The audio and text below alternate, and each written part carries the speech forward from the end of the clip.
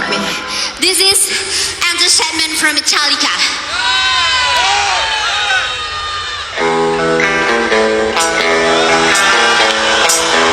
Sanud adalah lulusan dari pesantrenan, sementara POB itu lulusan dari sanawiyah. Dua-duanya pendidikan di bidang agama. Tapi Sanud dia berprestasi karena pandai menyanyi, pandai main organ. Bahkan ada seorang kiai dari UIN yang menghubungi Sanud, ya, seperti yang sudah dijelaskan kemarin. Salah satu contohnya dia mengkritisi karena Sanud terlalu boleh dikatakan agak menjauh dari ajaran Islam katanya, mengenai pendekatannya terhadap wanita. Mungkin ini yang dimaksud. Siapa namanya teh Egi? Kita tonton Egi, dulu tahu ya. nggak Ini Egi? Sanud ketika Aku tuh berhadapan dengan para wanita di TikTok.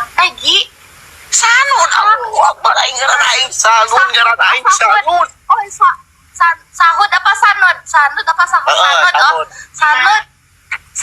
Sanud tahu katanya kamu kalau jadi nikah sama Sanud nanti bakal nanti undang-undang ya, cina banyak yang bilang kayak gitu. Nah, suara Sanud ketika setelah melakukan rekaman. Inilah rekaman lagu Sanud, salah satu saja ya di antaranya. Selamat menyaksikan.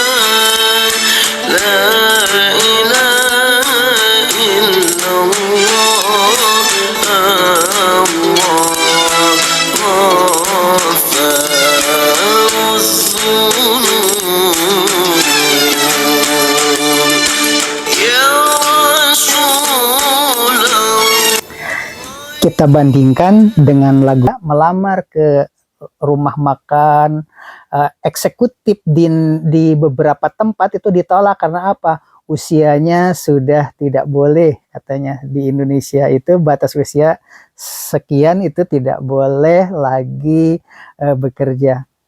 Akhirnya kecewa dan kembali ke luar negeri, dan di luar negeri sekarang bekerja kembali. Karena apa? Karena prestasinya di bidang itu. Begitu juga di dunia lain ya, seperti di kepolisian atau di guru. Karena ada aturan, ada norma-norma yang harus dilalui dan tidak bisa menghindar. Yang namanya sekolah itu kalau siswa ditinggalkan, ya guru kan tugasnya di kelas. Sementara ngebimbing anak sampai go internasional ke Asia dan ke Eropa itu kan memerlukan bimbingan atau spesialis khusus, orang-orang profesional, seperti halnya pembuat film Upin dan Ipin. Film Upin dan Ipin itu kan pembuatnya tinggal di Bekasi. Setelah dijual ke Malaysia, sekarang film Upin dan Ipin adalah milik Malaysia. Tetapi dulu waktu dijual itu tidak sebagus itu. Ternyata berkembang dengan sendirinya. Ketika pasarnya itu sudah baik, akhirnya disekolahkanlah orang-orang yang ada di studio itu ke RRC. Akhirnya jadilah film Upin Ipin yang sehebat sekarang ini. Begitu menurut pengakuan pencipta Upin Ipin yang ada di Abah Indonesia. Ezra yang bekerja keras itu tidak ikut lagi mengawal tour VOB yang dulu mencipta dan melatih grup Baciprot hingga tembus ke Asia dan Eropa, seperti halnya Ustadz Abu, yang dahulu menggagas film Upin Ipin.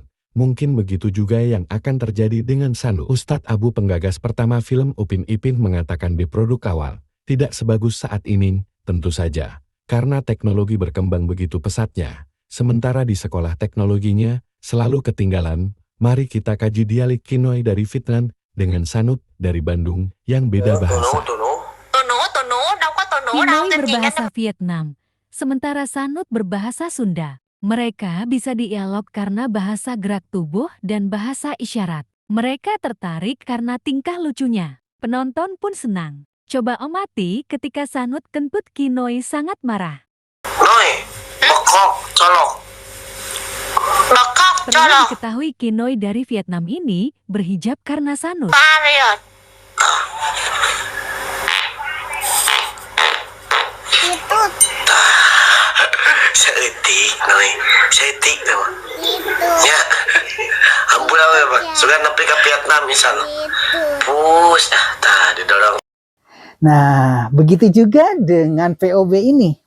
VOB ini ternyata tidak dikawal oleh Abah Ejra. Abah Ejra sudah lepas tangan begitu. Begitu tur ke Eropa atau ke Asia, itu mereka tidak dibina, tidak dibimbing oleh Abah Ejra.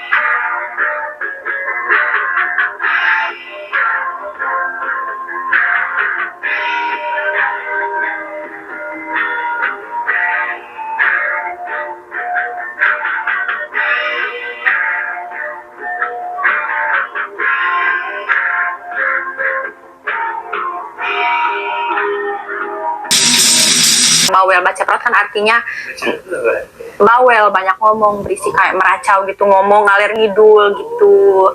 Terus sesuai abang ngasih nama itu karena sesuai sama karakter kita yang banyak ngomong gitu. Iya. Baceprot itu bahasa apa? Bahasa Sunda, tapi bukan Sunda sehari-hari sih. Emang Sunda indie gitu. Setelah anak itu berhasil dibimbing dan go internasional, Bahkan layak diundang untuk diapresiasi. Dunia pendidikan dan sistem pemerintahan harus sudah saatnya mengubah pola, agar gelar profesor bisa diberikan kepada mereka yang berhasil mengubah pola secara internasional. saking booming-boomingnya, bahkan beberapa acara di televisi juga sangat merindukan bagaimana kapan munculnya Norma Kamaru. Tapi pada akhirnya Norma Kamaru diberhentikan di kepolisian. Ternyata Abah Ejra juga sama. 2 kali Abah Ejra ini dipecat dari dunia pendidikan. 1 diantaranya karena gara-gara mengurusi buku-buku di perpustakaan yang tidak pernah terpakai. Akhirnya dianggap penggelapan buku-buku perpustakaan walaupun itu buku paket. Kemudian yang kedua, karena membimbing anak-anak POB ini ke Jakarta beberapa hari sehingga meninggalkan tugas di sekolah, akhirnya dipecat juga. 2 sekolah sudah memecat Abah Ejra. Bagaimana dunia pendidikan menyikapi hal ini, padahal yang namanya harumnya Indonesia 270 juta penduduk Indonesia. Kisah-kisah seperti ini sudah saatnya dibicarakan di pemerintahan secara nasional. Minimal diwacanakan untuk dibahas di reuni sekolah, karena di antara mereka banyak yang menduduki posisi penting di pemerintahan. Itu kira-kira itu diangkat di Asia dan Eropa di dunia musik gara-gara VOB. Jasanya dari Abah Ejra ini. Ceprot kan artinya bawel, banyak ngomong, berisi kayak meracau gitu, ngomong ngalir ngidul gitu.